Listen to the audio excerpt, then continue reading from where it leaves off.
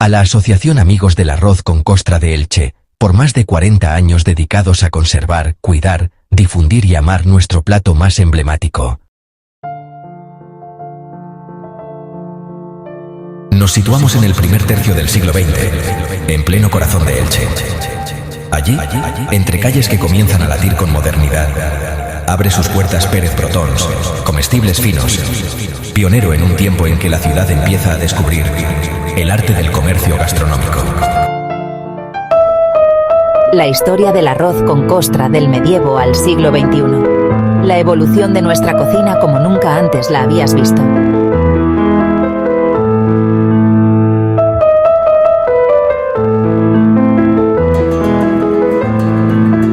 Durante las décadas de la Primera República, la Tercera Guerra Carlista, la Restauración Borbónica y la Guerra del Rif en el siglo XIX, así como durante la dictadura de Primo de Rivera en el siglo XX, España vivió en un clima de incertidumbre e inestabilidad económica. Sin embargo, Elche experimentó un notable crecimiento gracias a su pujante industria alpargatera. Este desarrollo económico propició la aparición de una nueva burguesía y de una clase comercial acomodada, aunque reducida, que generó nuevas necesidades y disponía de los recursos para satisfacerlas. El auge de esta burguesía permitió la consolidación de un público con capacidad económica para gastar en tiendas de productos finos, lo que hoy consideraríamos establecimientos gourmet, en restaurantes y en la contratación de personal de cocina para sus hogares. Esto elevó la gastronomía más allá de una mera necesidad vital, otorgándole un estatus refinado. En este contexto, surgieron fondas, hoteles y restaurantes en Elche, como La Confianza, El Comercio y La Fonda del Siglo, además de tiendas de comestibles finos y confiterías de alta repostería. También se abrieron cafeterías que incorporaban innovaciones como la refrigeración de bebidas con sistemas Frigidaire o el café express elaborado con las novedosas máquinas de la Pavoni.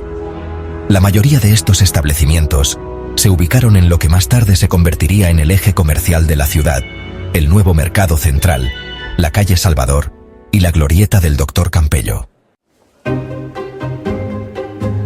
El auge de la burguesía no solo se reflejó en la expansión del comercio gastronómico, sino también en la aparición de publicaciones que atendían los intereses de esta nueva clase social.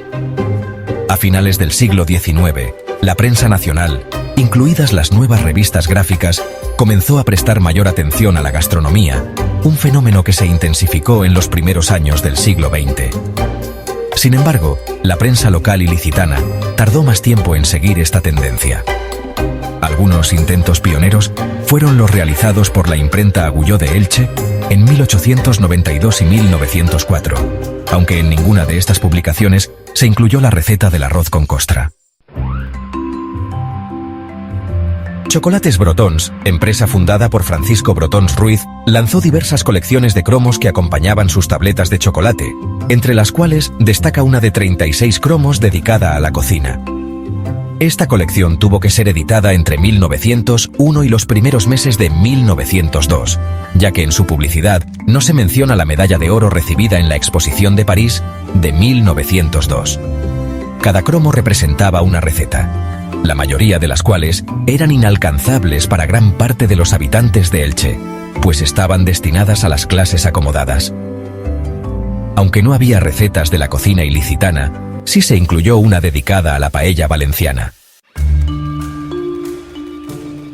En Elche, los esfuerzos por incorporar secciones gastronómicas en la prensa fueron limitados, aunque hubo ejemplos significativos, como la breve aparición de la sección Cocina de los Negocios en el semanario Los Negocios en 1897.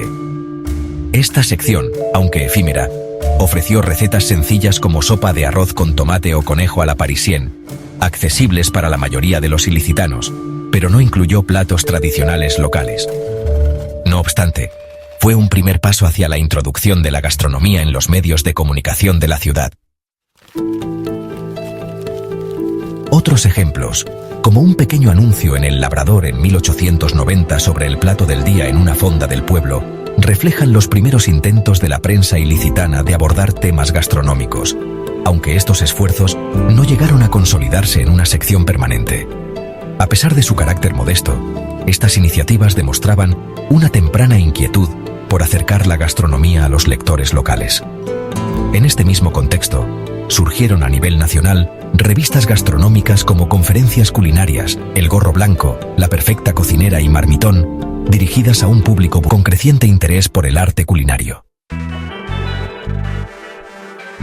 Entre las figuras destacadas de esta época sobresale Ángel Muro, gastrónomo convertido en escritor, quien se consolidó como una referencia en el panorama gastronómico con la publicación de El Practicón, una obra fundamental en la historia de la cocina española.